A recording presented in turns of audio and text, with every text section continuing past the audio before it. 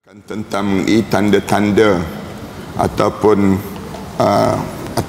tanda-tanda yang kita nak sebutnya ialah daripada sifat sombong yang biasa melekat dalam tubuh badan seorang.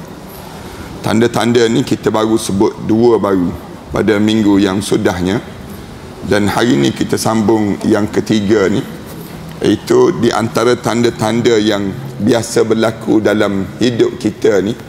Bila kena saja penyakit sombong ini, hancur leburlah amalan-amalan kitanya. Kita diajar supaya kitanya selamatkan diri kita daripada terkena dengan penyakit kesombongan ini. Bila kita kena penyakit sombong ini, menyebabkan diri kita ni rasa seolah-olah kita ni belagak menjadi Tuhan pula. Dan penyakit inilah yang kena kepada yang disebut dengan iblis.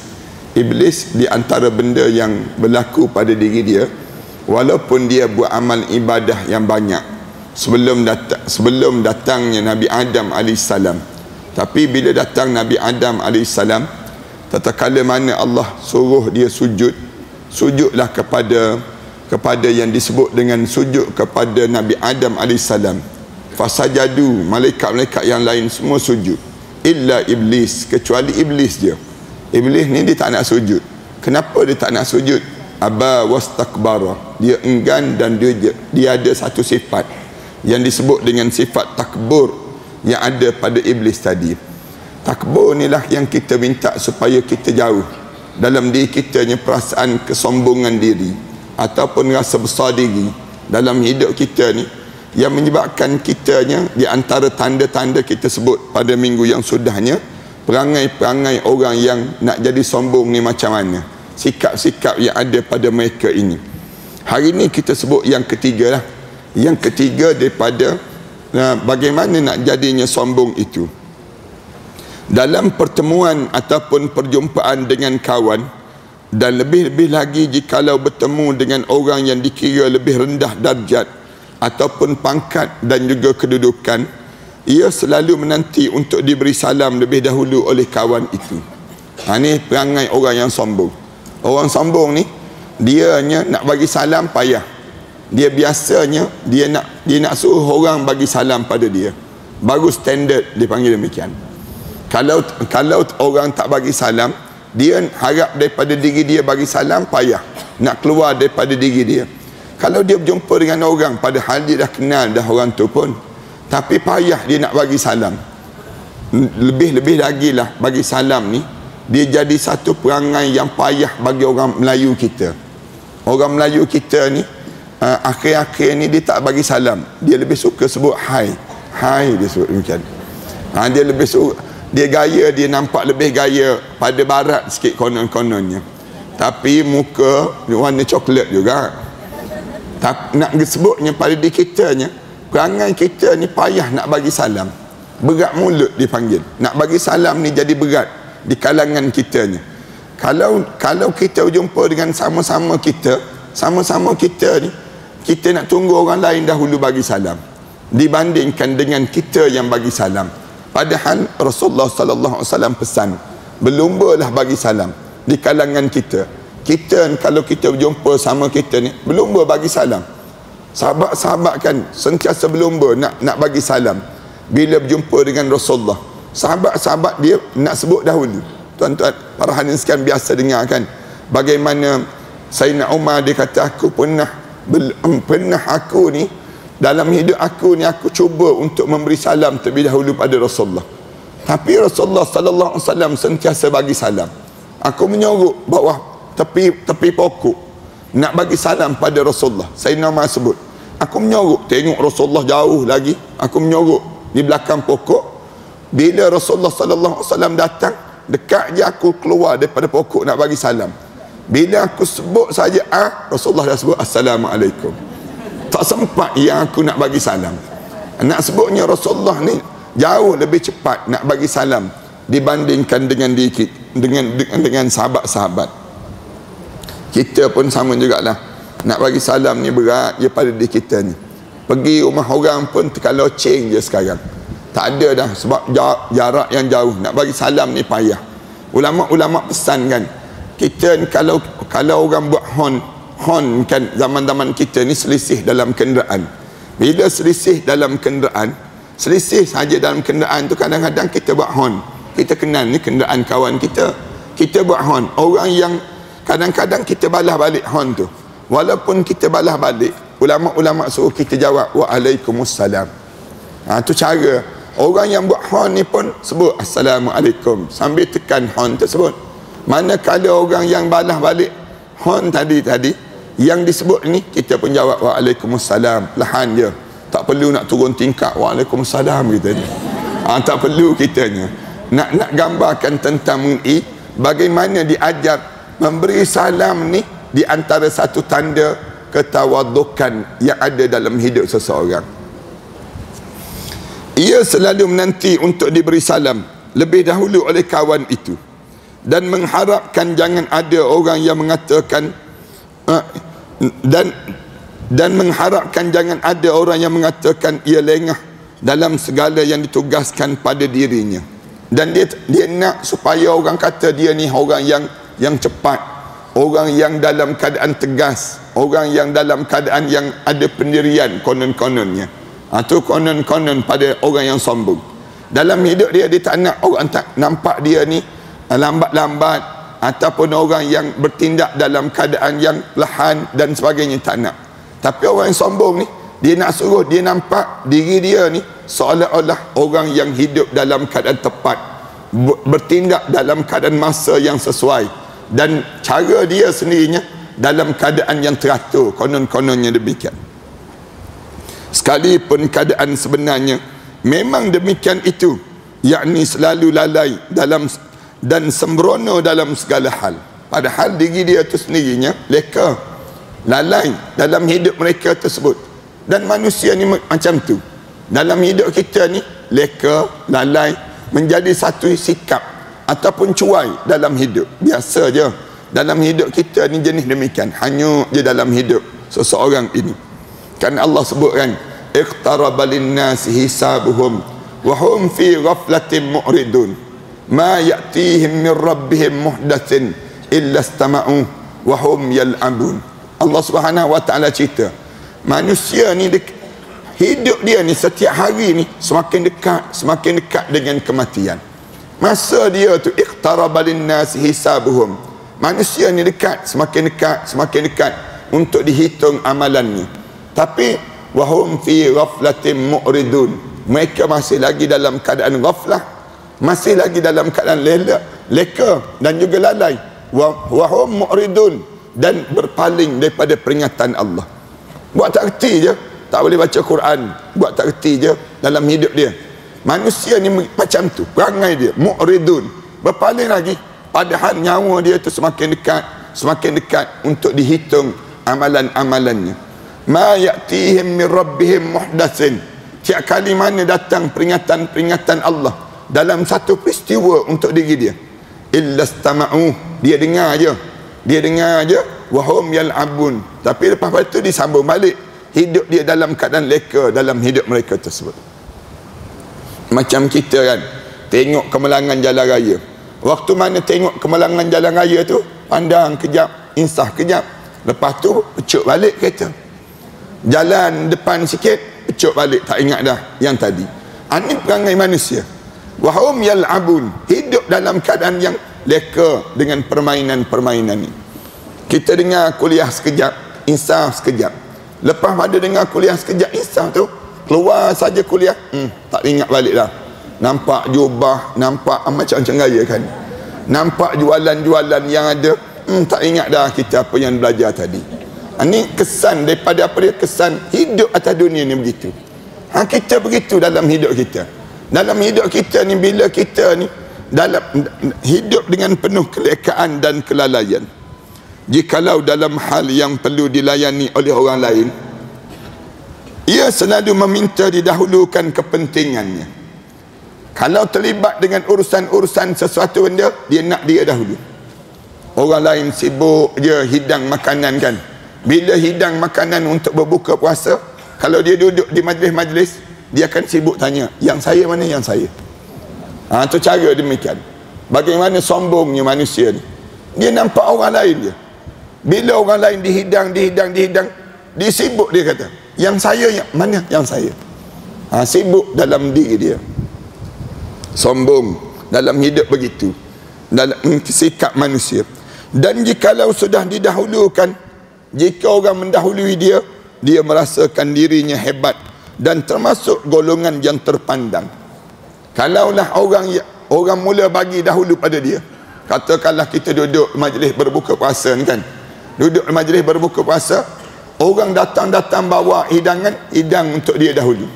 Oh, dia pun rasa hebat, orang lain tak dapat lagi, padahal tak boleh makan pun awal pun. Kalau dihidang awal pun untuk dia, kena tunggu azan juga, sama-sama berbuka juga, tapi nak sebutnya dia rasa dia hebat pada diri dia dibandingkan dengan orang lain. Payah penyakit sombong ni kalau kena ada pada seorang. Kalau dia parking kereta, dia nak parking dia tempat yang terhebat. Kalau tempat dia ni tak nak tempat-tempat yang lekeh. Ni kerana sombong lah ni, sombong dalam hidup seseorang. Bila dia pergi, dia rasa layak pada diri dia untuk dia dijadikan demikian. Kesombongan dalam hidupnya. Maka berbanggalah ia dengan pelayanan yang merugikan orang-orang ramai tadi. Dia rasa bangga dia bila dia dipilih dibandingkan dengan orang lain. Bila orang lain tidak dipilih, manakala dia terpilih, dia rasa hebat. Bila dia pergi satu tempat, ada parking khusus untuk dia. Bila dia pergi majlis tertentu, orang lain utama pada diri dia dibandingkan dengan orang lain. Maknanya dia ni ada penyakit sombong dibandingkan dalam berbanding dengan orang lain tadi. Jaga-jagalah kita. Kereta bukan besar sangat pun, kancil je, misal contoh. Kereta kancil je, tapi rasa belagak sombong. Ada juga orang macam tu dalam hidup dia. Kerana apa dia sombong dia besarkan exhaust engine dia tersebut. Dan bunyi tu boom boom boom boom dia tu yang menyebabkan keretanya halus je. Cuba kita perhatikan atas jalan raya, banyak mana kereta yang jadi demikian. Kereta kecil je, meneran, bunyinya meneran dipanggil, dalam keadaan yang dia tu bukan laju sangat pun, tapi dia bunyi dia tersebut. Yang ni kesombongan dipanggil demikian. Baik yang disebut dengan kereta, baik motor dan sebagainya. Motor sama juga, duduk dalam satu taman, motor kita je bunyi. Ada kesombongan dalam diri jiwa pada orang yang bawa kenderaan tadi. Jaga-jagalah kita nak tunjuk sombong tu melalui cara demikian. Kemudian manakala ia berhujah ataupun berbantah, jika dia berhujah ataupun dia berbantah, juga manakala mempunyai suatu pandangan, ia sentiasa memuji apa yang dikemukakan tadi dan enggan untuk ditolak ataupun dibantah. Pandangan dia, ini perangai dia. Kalau dia bagi pandangan dia mesti diterima. Jangan pandangan dia ditolak. Kalau pandangan dia ditolak, di waktu tersebut dia akan rasa terhina pada diri dia. Padahal dalam Islam ajar tiap-tiap di kalangan kita ni, setiap di kalangan kita ni, kita diajar supaya apa dia? Tiap kali mana bagi pandangan, tak semesti diterima, tak semestinya ditolak. Itu cara. Bahkan orang boleh buat kajian terhadap pandangan kita. Bila orang terima pandangan kita, kita diajar supaya sebut Astaghfirullahalazim. Orang yang tolak pandangan kita, kita kena sebut Alhamdulillah. Itu diajar supaya demikian.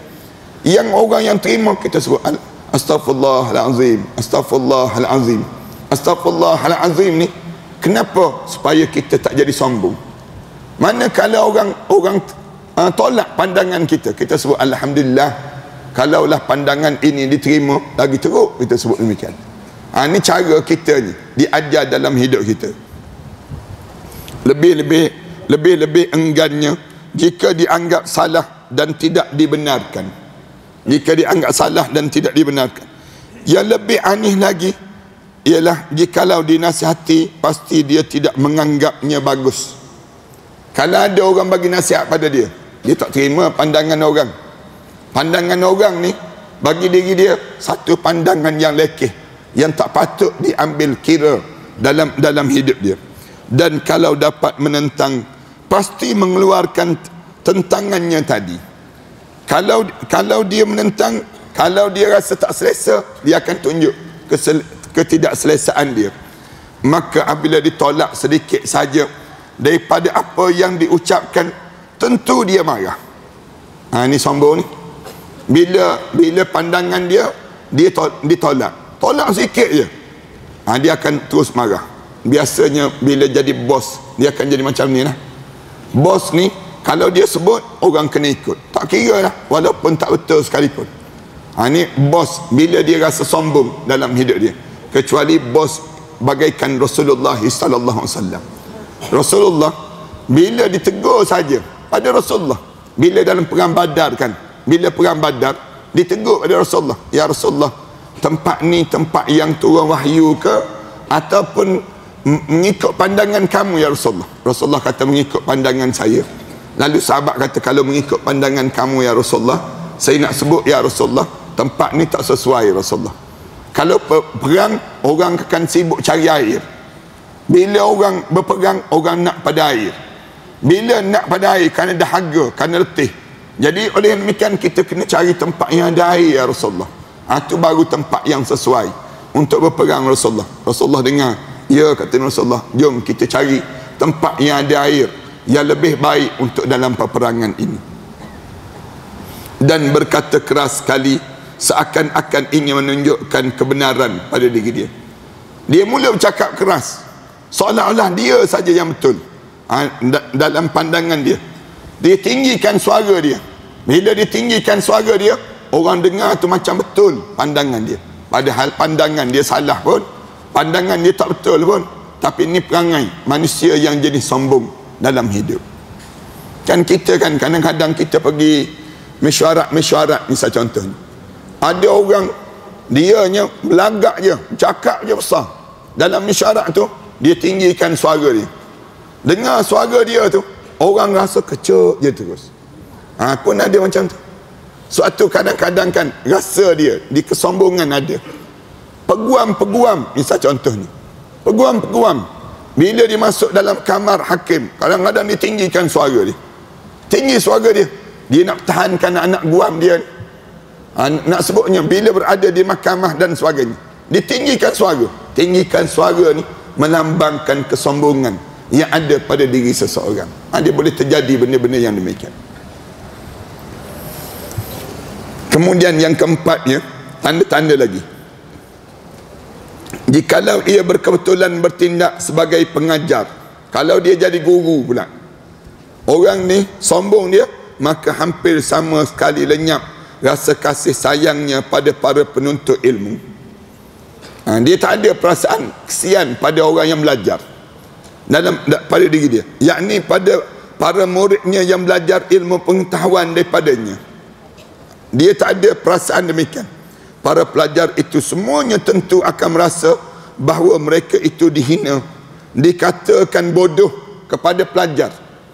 Bila dia mengajar, dia mempelekehkan anak-anak muridnya.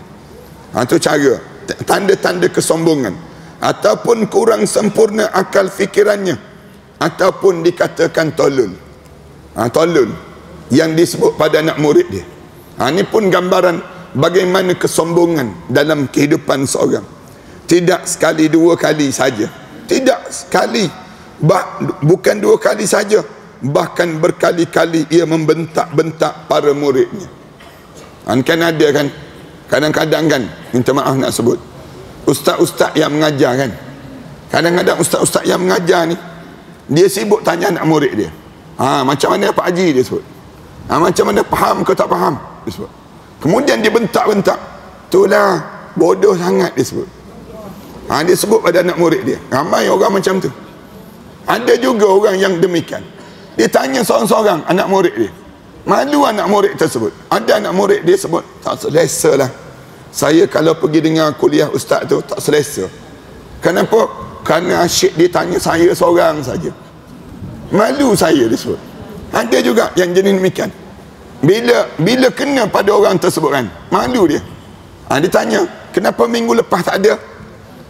Padahal memang orang tu tak ada pun. Dia tanya depan orang ramai, kenapa minggu lepas kuliah saya tak ada, dia tanya. Dia tanya orang demikian. Yang menyebabkan orang tersebut tentulah dia ada hajat dia tersendiri. Di waktu tersebut dia pelekehkan orang tersebut. Tak belajar, sebab tak belajar lah tu disebut. Yang dipelekehkan dan ditunjuk bagaimana kebodohan ataupun ditunjuk bagaimana cara dia untuk nak menunjukkan dia ni ada ilmu, dia ni jauh lebih banyak ilmu dibandingkan dengan anak murid dia. Jikalau ada yang melakukan kesalahan, kalau anak murid dia tersalah sebut, jawab juga yang dia tanya tu dijawab. Anak murid ni jawab. Lalu di waktu tersebut, baik dalam pelajaran ataupun kelakuan yang dianggap salah dan tidak mengikuti petunjuk yang semestinya dan sudah diberikan, sebenarnya menyalahkan itu boleh saja. Islam bukan larang pun, tapi jangan disertai bentakan dan herdikan. Kalau kita nak salah, tak betul tu pandangan tu, boleh kita dengan anak murid kita, tapi jangan bentak dia, jangan kita herdik dia, jangan kita herdik dan tengking dia. Jangan nak sebut dia salah. Guru ni kena sebutlah salah tadi, tapi dalam bentuk yang lemah lembut, yang bukan dengan bahasa yang kasar.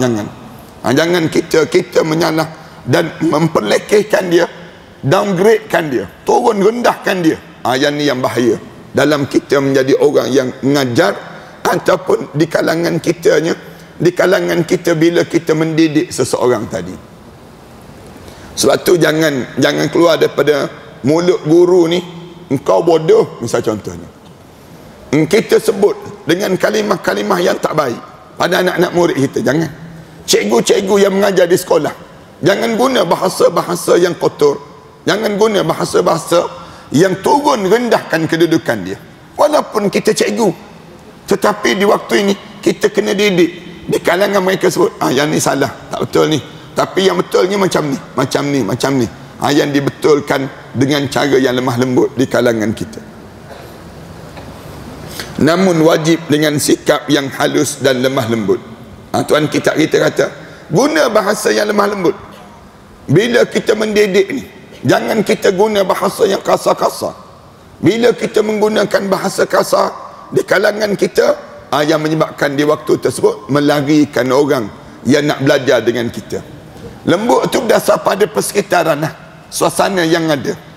Kadang-kadang kawasan tersebut kalau bagi diri kita rasa kasar, tapi bagi kawasan tersebut dia rasa lemah lembut. Pun ada kan bahasa macam contoh, nak buat contoh yang mudah apa dia, orang-orang yang ada cara dia bercakap kasar, nak mampu dia tanya demikian, hang nak mampu dia, tapi ada lagi hang hidup lagi dia tanya. Yang jenis demikian, kalau kita duduk kawasan dia lembut, tapi kawasan kita kasar, tu tengok atas persekitaran lah. Dalam mengajar ni tengok atas persekitaran. Kalau kawasan tersebut kawasan yang memang orang biasa bercakap kasar, tak jadi masalah. Celaka hang misal contohnya, kan orang Melaka kalau dia jumpa, kalau tak kena celaka 2-3 biji tak sah dia panggil. Maknanya bagi diri dia tersebut biasa je celaka. Di kawasan tu tak apalah, tapi di kawasan kita tak boleh. Dia ada keadaan demikian. Ada orang yang lemah lembut bercakap aku ni lemah lembut pada orang Jawa misal contohnya. Ada orang Jawa ni bila dia sebut aku kejap-kejap aku dia ni, lemah lembut di kalangan dia. Tapi di kalangan orang yang biasa membahasakan diri dia, saya, awak, jangan guna bahasa aku. Tu dipanggil demikian. Ini menunjukkan bagaimana kita kena tahu persekitaran yang ada di kalangan kita. Yang nak mengajar sama ada yang mengajar ataupun yang duduk dengan keadaan masyarakat tadi. Dia ada benda-benda bahasa. Orang Terengganu dia ada bahasa yang lemah lembut dia.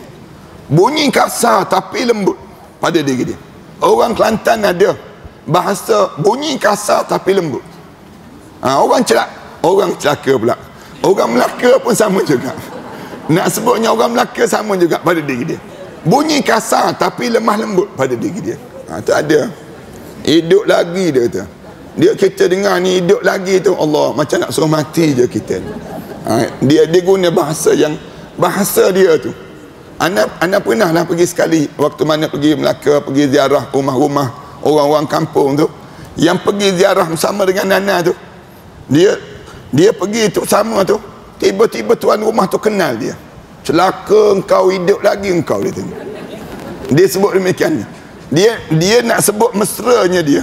Kita terkejut. Allah, dia ni macam nak suruh mati je. Tapi tak, sebenarnya dia mesra, lemah lembut cara demikian. Sebab tu anak kata kena tengok persekitaran dah. Kalau kita nak mengajar orang ni persekitaran, bahasa yang sesuai dengan mereka tersebut, sehingga dapat dirasakan kebenarannya. Kemudian sebenarnya menyalahkan tadi boleh, tapi jangan disertakan bentakan dan herdikan. Namun wajib dengan sikap yang halus dan lemah lembut.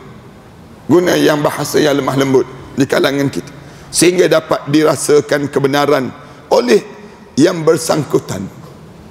Kemudian hampir semua muridnya dikirakan sebagai pelayan dan boleh diburuk-burukkan sekehendak hatinya. Tu jangan rasa sombong. Bila dia rasa anak murid dia ni dipelekeh selekeh-lekehnya, jangan demikian. Dia ada kadar dia. Ya, memang betul boleh kita gunakan, kita betulkan dia, tapi dalam masa yang sama jangan lekehkan dia, rendahkan kedudukan dia seteruk-teruknya. Jangan. Terhadap orang umum ia dipandang seakan-akan sama dengan kaldai yang dungu dan juga bodoh. Dia anggap demikian. Anda ingat waktu mana anda pergi satu kem tentera ni kan, bila bos dia duduk dengan anak major ke ni yang besar ni, lieutenant, kolonel dan sebagainya duduk dengan anak, tiba-tiba ada tentera yang biasa ni angkat meja tu, dia angkat meja, kemudian terhantuk kena pintu sikit, pom kuat sikit. Kita tengah bersembang ni, dia tengah bercakap ni, tiba-tiba terhantuk tu, terkejut. Bos yang besar ni tengking terus. Buta ke dia tanya? Anak duduk kat depan ni, Allah, buta ke dia sebut demikian? Ambil engkau 5, dia sebut, ambil engkau 5. Pegawai dia tu turun terus, pumping 5 kali depan kita ni. Allah, kita tengok maknanya. Lepas tu dah siap pumping, engkau jangan kahwin ya, dia sebut demikian. Engkau tak boleh kahwin, dia sebut. Tak boleh kahwin kerana terhantuk meja, tak boleh kahwin. Nak sebutnya, nak gambarkan betapa besarnya diri dia. Ya tuan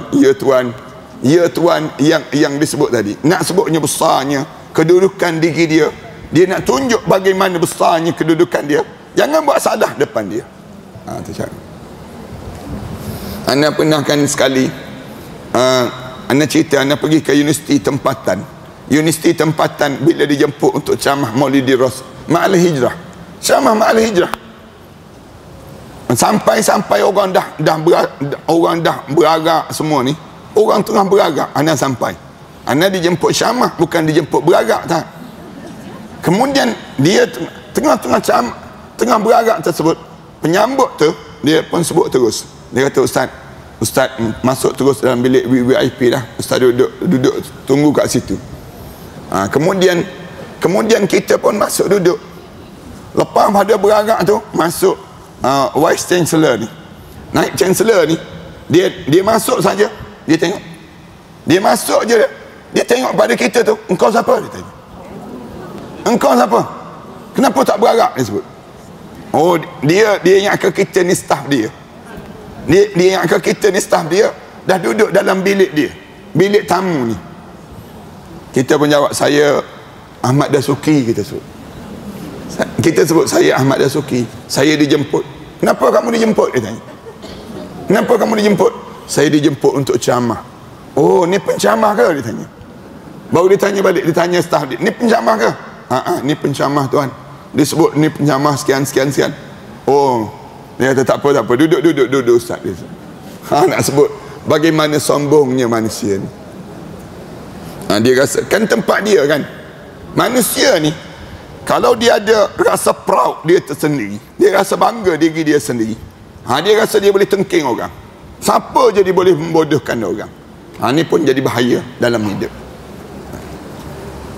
Jagalah ni kita ni. Ada yang lemah lembut, yang sambut.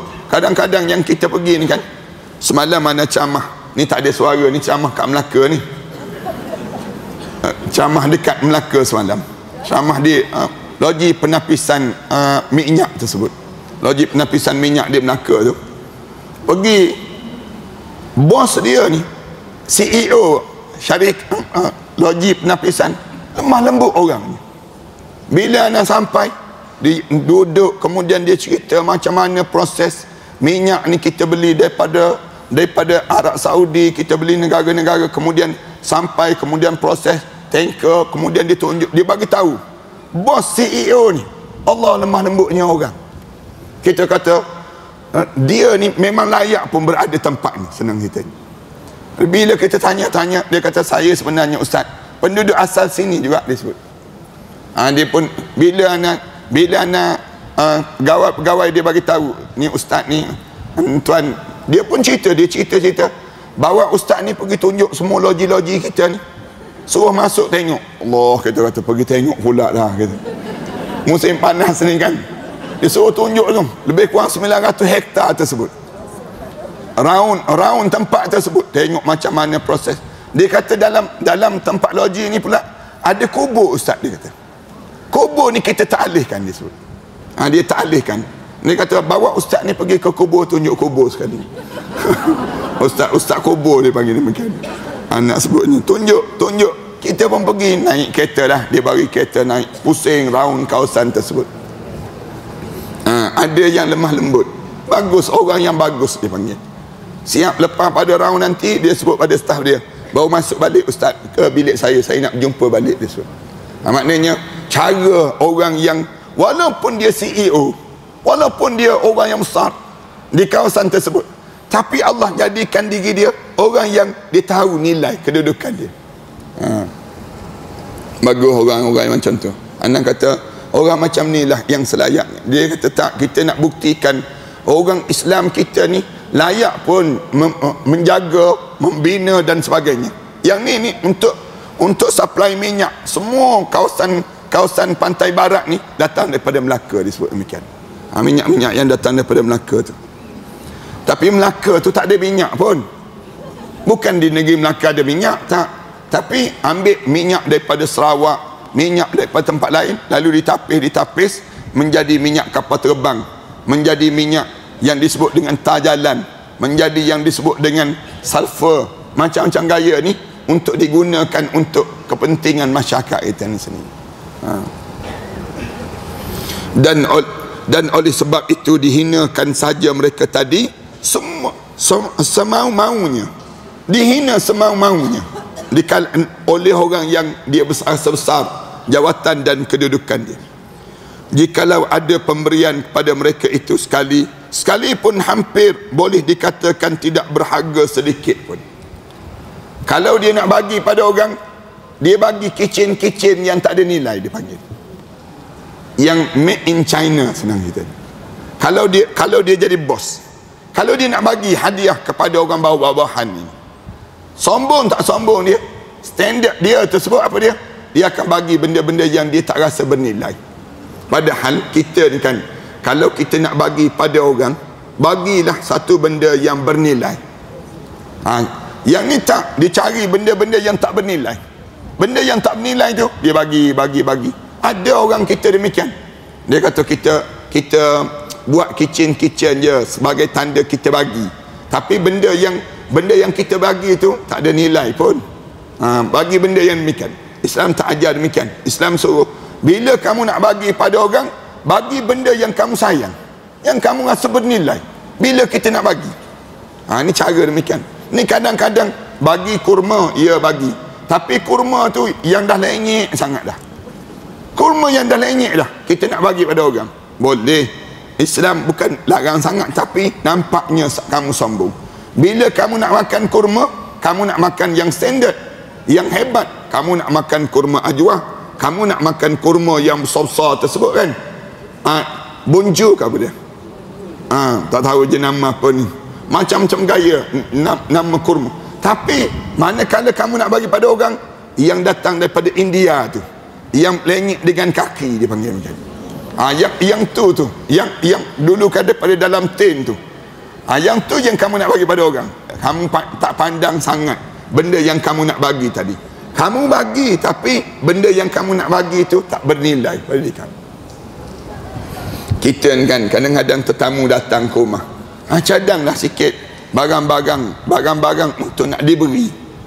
Tetamu yang datang ni kan, bila tetamu datang, siapkan kain plekat ke, kain batik ke, benda-benda yang kita rasa bernilai sikit.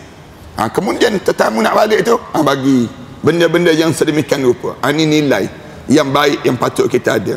Ni kadang-kadang tetamu datang balik ke kosong je, tak ada apa-apa yang kita bagi pada dia. Yang tanda kita ni tak rasa kemuliaan dengan datangnya tetamu tadi. Patutnya bila tetamu datang, kita rasa seronok. Alhamdulillah, tetamu datang. Tanda apa dia? Tanda rumah kita ni ahli syurga. Orang suka datang rumah kita. Bila orang suka datang rumah kita ni, tanda kita ni banyak pahala yang Allah nak bagi dalam kekeluargaan kita. Ni tak tetamu datang je, alah habislah jam berbuka puasa kita ni. Kita dah niat dah untuk keluarga kita je. Tiba-tiba tetamu datang. Allah, kitanya mula kita rasa resah, gelisah dengan tetamu yang datang tadi. Maka di muka khalayak ramai digembur-gemburkan apa yang diberikan tadi. Tapi di khalayak ramai, dia bukan main lagi nak tunjuk-tunjuk yang dia dapat sesuatu dalam hidup dia. Dengan perasaan bangga dapat memberi dan tidak kikir sebagaimana manusia yang lain. Konon-kononnya, tengok saya bagi ni, tengok walaupun benda yang saya bagi tersebut dia tak ambil kira benda tadi, tapi yang penting dia nak bagi. Jangan, kita ni jangan demikian. Bagi benda-benda yang bernilai waktu mana kita nak memberi kepada setiap di kalangan kita. 4 macam perkara dengan masing-masing perincian tadi yang sering kali muncul dari orang yang bersifat takabur dalam diri dia. Ni 4 sifat yang kita sebut tadi. 4 ni biasanya berlaku dalam hidup orang yang bersifat takabur, tetapi yang melakukannya tidak merasa sedikit pun. Tapi kalau kita kena penyakit ni, kita tak rasa sikit pun pada diri kita bahawa yang dilakukan itu menjadi celaan bagi dirinya sendiri. Sebenarnya yang dia buat ni kena pada diri dia sendiri, bukan kena pada orang lain, dan merupakan noda dan dalam pandangan orang lain. Orang lain nampak kotornya, jijiknya kamu, perangai kamu macam ni tidak selayaknya ada pada diri seorang. Macam mana sebut tu dah, kita ni jangan rasa sombong selagi mana kentut bau busuk ni panggil. Patutnya demikian. Kita ni penuh dengan kekotoran dalam badan kita ni kan. Setiap hari kita ni kita bau najis je. Bau najis je. Sebab tu waktu mana kita meninggal dunia, terkeluar najis daripada tubuh badan kita. Menandakan apa dia? Kamu jangan sombong. Kamu jangan sombong. Para hadirin sekalian perhati. Doktor bila orang bersalin, dia tak akan benar lagi kanak-kanak ni dikeluarkan selagi mana tak buang air besar. Kenapa? Menandakan bila dah keluar air besar, menandakan di waktu itu dia memulakan menjadi manusia. Di saat tersebut dia sudah memikul kekotoran dalam tuadan dia. Jadi layak ke kamu sombong? Tak layak. Bila meninggal dunia, sekali lagi Allah buang air besar. Buang air besar ni, terkeluar semua. Ibu-ibu, waktu mana ibu-ibu nak bersalin, terkeluar najis. Kenapa terkeluar najis? Sebab kamu nak keluar orang yang bersih. Itu cara Allah jadikan demikian dalam hidup kita. Sama juga waktu mana kita menghadap depan Allah. Bila kita mati, tekan ari-ari kita ni, ditekan tuadan kita supaya keluar najis. Kenapa tekan keluar najis? Nak suruh kamu kembali dalam keadaan kamu bersih di hadapan Allah. Oleh demikian, waktu mana kamu hidup, kamu jangan sombong, kerana dalam tuadan kamu ada najis. Perut kamu tu bau busuk, senang ceritanya. Bila perut kita ni bau busuk, maka kelayakan kita bukan kita layak menjadi sombong. Walaupun kita dititlekan dengan raja, walaupun kita dititlekan dengan yang berhormat, walaupun kita dititlekan dengan Tan Sri, Datuk dan sebagainya, ustaz dan sebagainya, semua tu tidak ada nilai selagi mana kita ni nama kita adalah hamba, selagi mana kita ni nama kita adalah manusia. Tu kena faham pada diri kita konsep dalam hidup kita. Jadi amalan-amalan dengan anggota tubuh yang timbul sebab adanya perilaku yang buruk ini serta akhlak yang amat hina dan rendah tadi yang berupa takabur betul-betul banyak, bahkan lebih banyak jikalau dihitung satu persatu, dihitung satu-satu, maka dari itu tidak perlulah untuk diperhitungkan sebab agaknya sudah tersohor dan mudah untuk dimaklumi bagaimana kedudukan dan sikap orang yang sombong ini sendiri. Yang disebut Tuan kita kata, kalau kita nak cerita perinci satu-satu banyak sangat, tapi kita tak perlulah nak perinci, kerana kalau orang tu sombong, kita boleh nampak terus pada diri seseorang. Kita ni sombong, kita boleh rasa terus, rasa orang mula menjarak jauh daripada kita, tanda kita sombong. Kemudian kita boleh rasa tanda kita sombong ni, orang tak berapa nak datang ke rumah kita. Tanda kita sombong lah tu. Tapi kalau kita ni dalam keadaan tawaduk, Allah, adik-beradik ni berebut datang, nak datang je, nak berbuka puasa je kat rumah kita. Tapi ni tak. Kenapa orang tak nak datang rumah kita? Kenapa dia? Sombong. Kalau buka puasa pun dia sorok makanan yang sedap, dia sorok makanan yang sedap, dia nak makan tengah malam ni, manakala yang tak sedap tu dia keluar untuk tetamu-tetamu. Rugi pada kita. Yang sedap-sedap ni dia simpan malam-malam je, dia nak makan keluarga dia. Manakala waktu mana berbuka, yang berbuka ni dia makan yang tak sedap-sedap je, dia buka dengan tetamu-tetamu tadi. Yang ni nak sebut kesombongan dalam hidup seseorang. Demikianlah keadaan kibir ataupun rasa besar diri, takabur rasa sombong ataupun sum'ah ni rasa hebat pada namanya.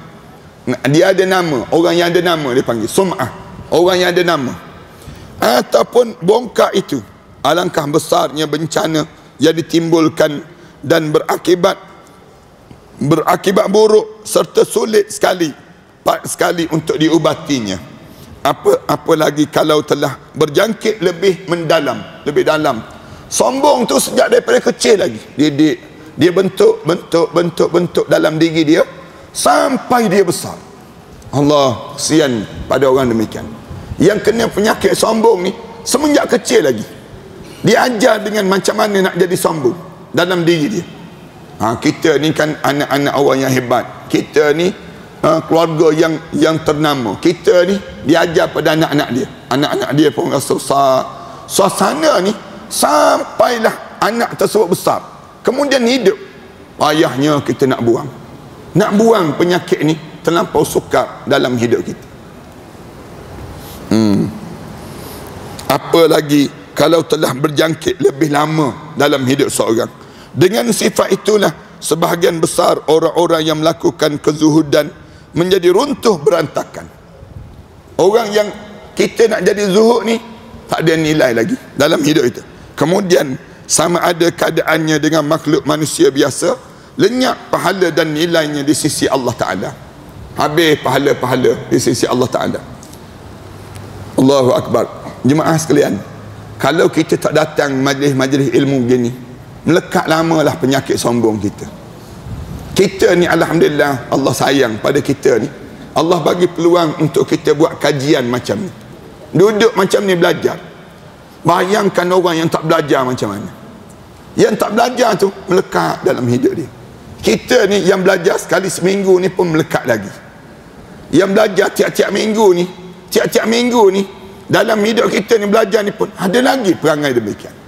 Bayang orang tak belajar langsung, yang tak mendengar kuliah, orang yang tak duduk dalam majlis ilmu, rosak begitu je lah hidup dia. Lepas tu macam manalah bila dia menghadap depan Allah nanti, nak suruh amalan dia jadi banyak. Ramai kan orang kita bila masuk dalam kubur tu, tengok tak ada amalan, kosong je amalan. Bila tengok kosong amalan dia tersebut, dia terfikir-fikir, macam mana lah aku jadi kosong. Aku dahulu dah banyak dah rasa, tapi dulu dah pergi dah semayang, tarawih bukan 20, 30. nak sebutnya rajinnya dia. Tapi nak sebut gambaran dalam keadaan demikian masuk dalam kubur, tengok tak ada amalan. Tak ada amalan tadi. Kenapa jadi demikian? Kerana rupa-rupanya kita ni ada perasaan ujub, kita ni ada perasaan sombong, takbur dalam hidup kita. Pergi semayang tu pun sombong lagi. Semayang tu sombong lagi. Ambil sejadah, beli sejadah tu besar, sejadah dia. Hampas sejadah dia tu. Dia hampas sejadah, dia duduk. Dianya kecil je atas sejadah tu. Dia kecil je, tapi orang lain tak boleh pijak sejadah dia. Anak tengok sombongnya dia. Jangan. Kita ni jangan jadi macam tu. Pergi semayangkan berapa ramai orang demikian. Dia cop tempat dia, misal contoh. Kalau dia dah duduk situ, orang lain jangan duduk. Kalau orang lain duduk, setengah-setengah orang tu dia tolak. Dia pergi je, dia tolak orang tersebut. Di tempat saya dia sebut demikian. Kenapa jadi demikian? Kerana sombong yang ada ini sendiri. Padahal dia nak buat amal ibadah, nak buat amal ibadah sombong. Tengok bagaimana sombongnya manusia ni. Ataupun kita boleh jadi sombong dengan apa dia? Ni kena jaga-jaga juga ni. Sombong dengan pakaian kita, kain sembahyang kita. Sibuk kita tunjuk kain sembahyang kita ni. Tunjuk kain sembahyang kita ni banyak sangat bunga. Daripada Vietnam ni sebut. Ni kain sembahyang hebat ni, kain sembahyang hebat. Dia kain sembahyang hebat, dia tak hebat dipanggil. Bagaimana kesombongan ini boleh terjadi kalau kita tak belajar? Tapi kalau kita belajar, bila kita pakai ke apa ke, bila kita duduk ke apa ke, pada diri kita, kita jawab, kita sebut, ini pemberian Allah je, tak ada apa pun yang saya miliki, tak ada apa pun yang saya rasa patut saya banggai, kecuali yang saya kena bangga dalam hidup saya menjadi hamba Allah. Allah masih lagi memberi peluang pada saya untuk menjadi hamba-Nya. Ini patut yang kita bangga dalam hidup kita. Bukan bangga dengan nama, bukan bangga dengan rupa, bukan bangga dengan yang disebut dengan jawatan, tetapi bangga yang ada pada kita ialah bila kita dipilih oleh Allah untuk menjadi hamba-Nya. Itu patutnya kita rasa demikian. Peristiwa keruntuhan akhlak ini tidak henti-henti mengenai kaum yang ahli ibadah ataupun yang tekun dalam ketaatan. Kita yang belajar ni pun kena juga sombong kita. Yang belajar ni kan syaitan masuk lagi. Kita ni kan, bila kita belajar, kita balik ke rumah. Kita balik ke rumah kita kan, dia datang perasaan sombong. Aku je belajar, orang tu tak belajar. Dia datang benda demikian. Kita tengok jiran-jiran kita tak datang kan, jiran-jiran kita tak datang, syaitan pun masuk. Syaitan kata, kamu jangan layan sangat jiran kamu tu dia tak belajar. Kamu tu belajar, kamu tu standard lain dibandingkan dengan dia. Mula kita jadi nak sombong dalam hidup kita. Kesombongan dalam diri kita ni. Kaum ahli zuhud, kena juga orang-orang yang cuba untuk menjadi zuhud. Para alim ulama yang semula amat bertakwa dan sedikit pun tidak pernah mendekati hal-hal yang diharamkan pun kena habis pahala-pahala. Ustaz-ustaz sombong. Ustaz-ustaz ni pun boleh sombong. Kalau saya mengajar, orang akan nak orang dengar terus. Saya mempunyai ribuan pengikut, disebut demikian. Saya mempunyai follower yang ramai. Saya mempunyai, dia jadi senang untuk jadi sombong.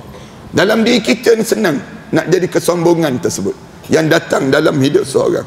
Jikalau golongan orang-orang pilihan itu sudah demikian, itu keadaannya, apalagi orang-orang yang masuk golongan kaum awam. Kalau orang yang macam ni pun kena, macam manalah orang-orang biasa. Orang biasa jauh lebih senang untuk dijadikan kesombongan dalam kehidupan mereka. Cubalah kamu bayangkan betapa tidak besar bencana dan malapetaka sifat takabur yang ada seseorang. Sedangkan Rasulullah sallallahu alaihi wasallam sendiri sudah bersabda dalam sebuah hadis sahih. Rasulullah sebut apa dia? La yadkhulul jannah man kana fi qalbihi mithqala dzarratin min kibr. Rasulullah kata tak akan masuk dalam syurga Allah siapa yang ada dalam hati dia sebesar zarah je, kecil je dalam hati dia perasaan takbur. Tak masuk syurga. Kenapa tak masuk syurga? Disebut, mungkin kita bertanya, Mengapa sifat takabur itu demikian besar dosanya sehingga menyebabkan seorang itu tidak dapat masuk dalam syurga? Kenapa tak dapat masuk syurga? Kita jawab minggu depan dah, insya-Allah. Kenapa tak dapat masuk syurga? Kerana sombong ini sendiri. Panjang ceritanya. Ana pun suara semakin tak ada. Nak kena simpan ni sikit. Nak kena simpan untuk petang ni lagi. Tengah hari ni patutnya ada lagi kuliah ni. Kemudian kemudian malam ni banyak lagi kuliah. Nak simpan untuk orang lain sikit dah. Mudah-mudahan dia akan bawa kebaikan untuk diri kita. Sallallahu ala Muhammad wa ala alihi wa sahbihi wa sallam. Walhamdulillahi rabbil alamin.